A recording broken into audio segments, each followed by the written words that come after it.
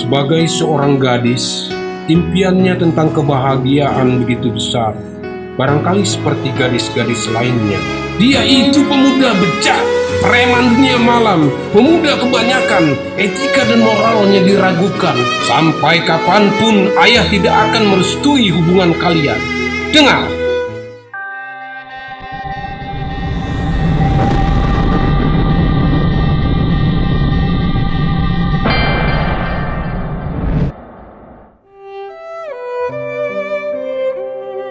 Cerita pendek gadis yang memainkan biola di bawah purnama.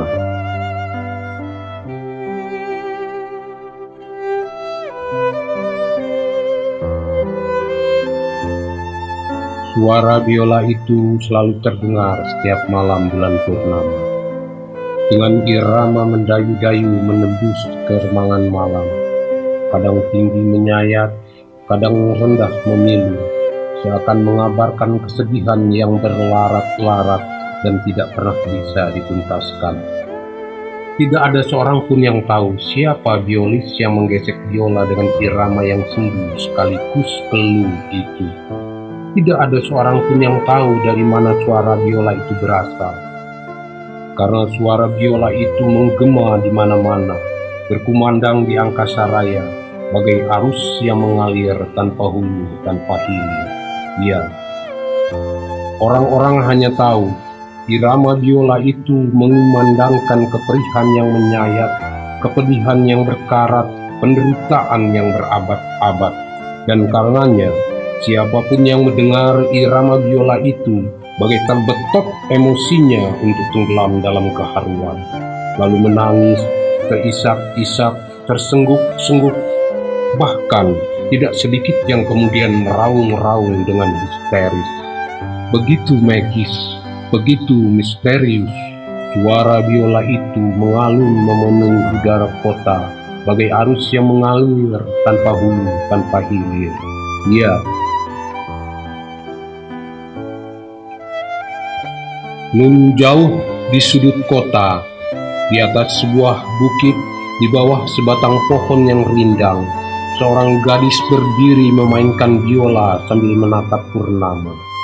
Dengan pandangan menerawang, seakan melepas kerinduan, dan kemudian ia akan memejamkan mata, seolah menikmati kesejukan cahaya purnama yang bertaburan di bola matanya.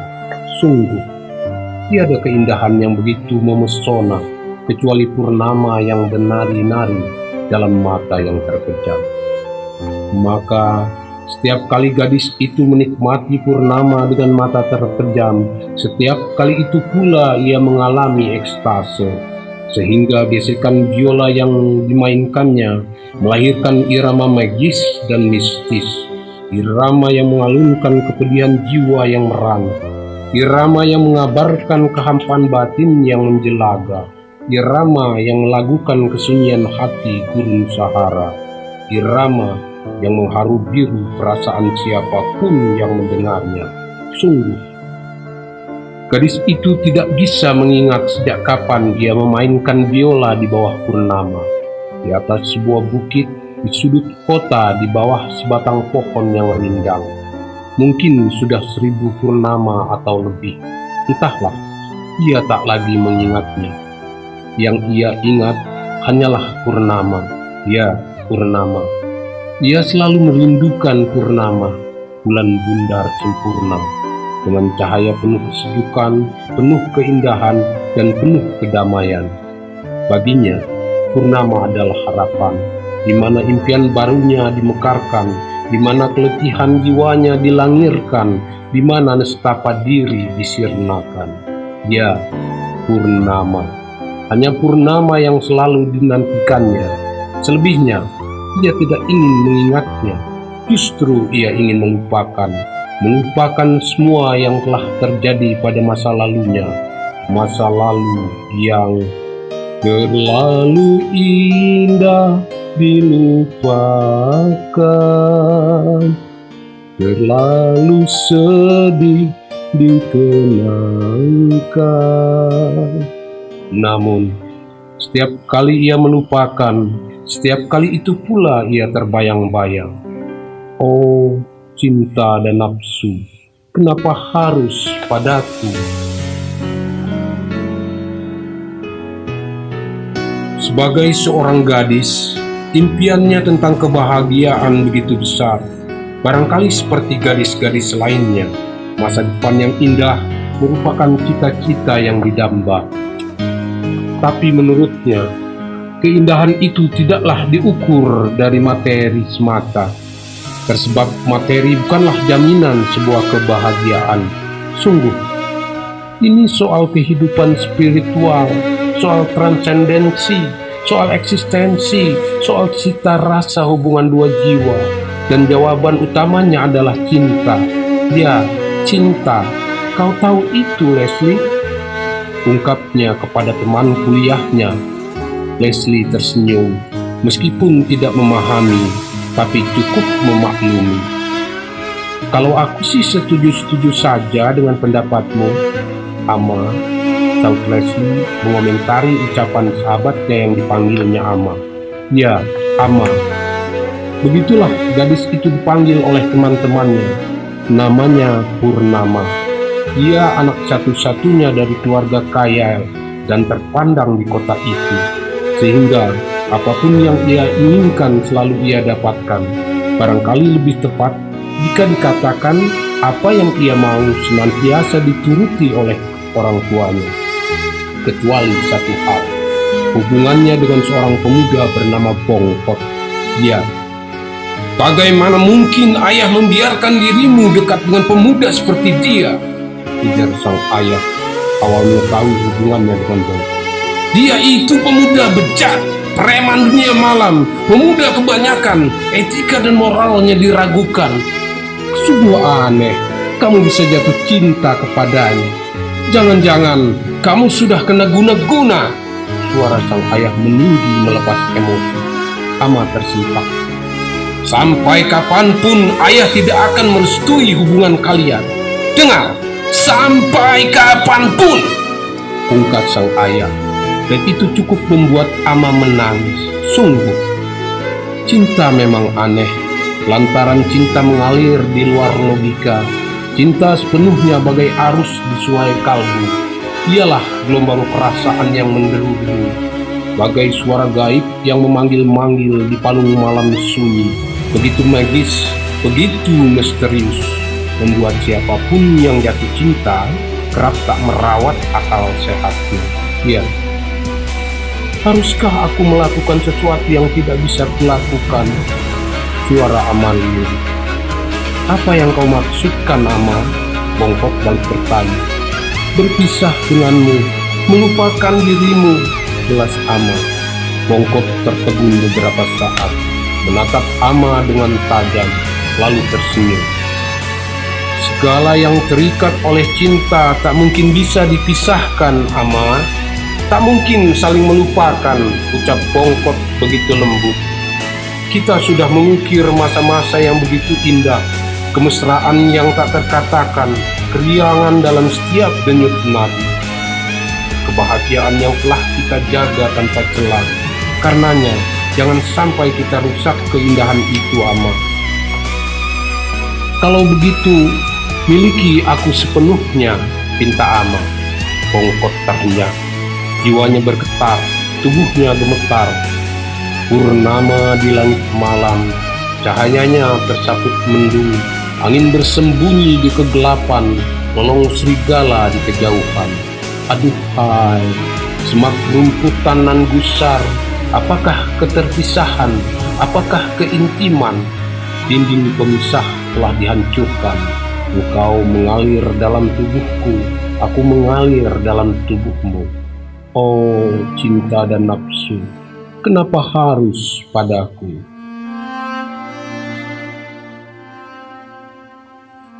Tidak semua kesedihan harus diungkapkan dengan air mata, Ama, tutur Leslie menghibur.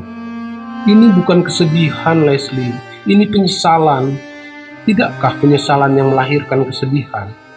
Mungkin saja kau benar, Leslie, tapi sekarang hanya inilah yang dapat kulakukan.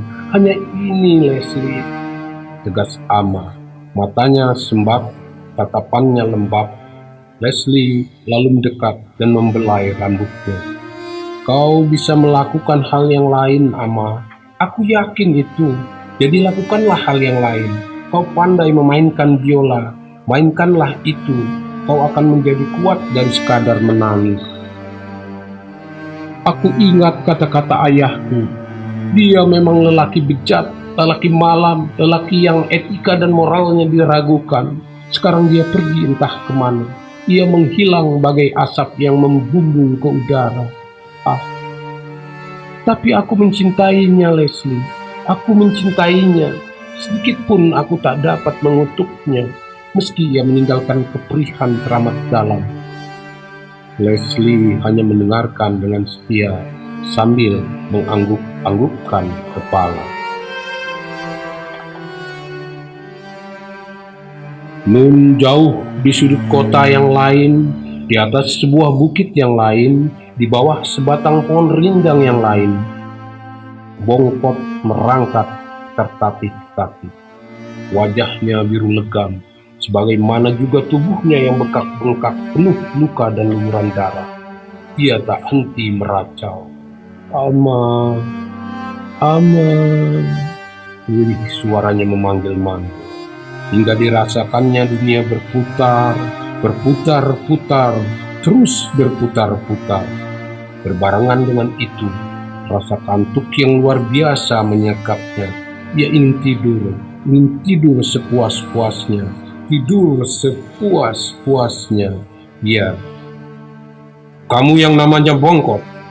Suara orang itu kembali bergema di telinganya sebelum ia betul-betul terlelap. Suara seseorang yang berkepala botak dengan tubuh besar tinggi dan tegap. Lamat-lamat ia masih bisa mengingatnya. Di belakang orang berkepala botak itu ada 4 orang lainnya yang juga berbadan besar dan tegap. Mereka mengepungnya, mereka mengurungnya, dan ia menyadari tidak ada pilihan lain. Maka dengan kesatria ia menjawab pertanyaan orang berkepala botak itu. "Iya, saya Bongkot." Kemudian, tanpa basa-basi, keempat orang yang berada di belakang orang berkepala botak itu mendekati Bongkot. Tinju dan tendangan keempat orang itu membuat Bongkot terkapar tak berdaya. "Kalian siapa? Kenapa kalian perlakukan saya seperti ini?" Suara Bongkot penasaran. Namun, jawaban yang diterima adalah sebuah kepalan tinju yang melayang dan mendarat tepat di rahangnya. Bongkot terhuyung-huyung. Sebelum pingsan, ia masih mendengar suara si kepala botak berbicara dengan seseorang melalui handphone. "Beres, bos. Iya, siap melaksanakan perintah selanjutnya." Setelah itu, Bongkot merasakan tubuhnya begitu ringan, melayang-layang di kegelapan malam.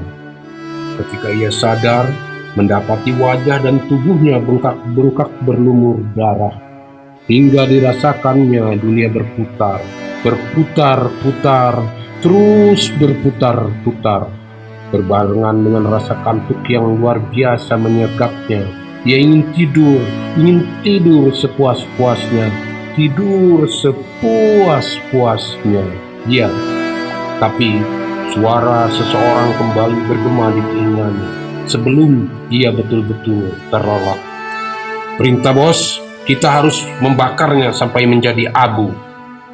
Kunang-kunang melintas malam, mencari jejak kekasihnya yang hilang.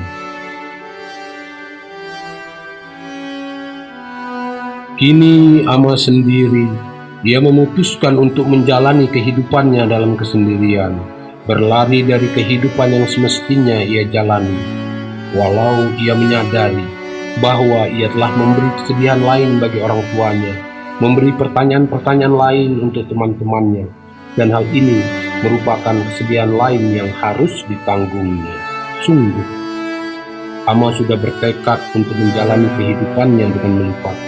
Ya, melupakan bahwa ia pernah hidup di dunia ini, melupakan bahwa ia pernah memiliki orang tua, melupakan jika ia pernah mempunyai teman-teman, terutama Leslie, sahabat baiknya. Melupakan kalau ia pernah mencintai seorang lelaki bernama Bongkot, melupakan segala ikhwal dirinya sebagai manusia. Karena itu, Ia terus saja memainkan biolanya setiap malam bulan purnama di sudut kota, di atas sebuah bukit, di bawah sebatang pohon yang rindang. Dengan irama mendayu-dayu menembus keremangan malam, kadang tinggi menyayat, kadang rendah memilu, seakan mengabarkan kesedihan yang berlarat-larat dan tidak pernah bisa dituntaskan. Dia terus saja memainkan biolanya, meski tidak ada seorang pun yang tahu kalau dia yang menggesek biola dengan irama yang sendu sekaligus peluh itu.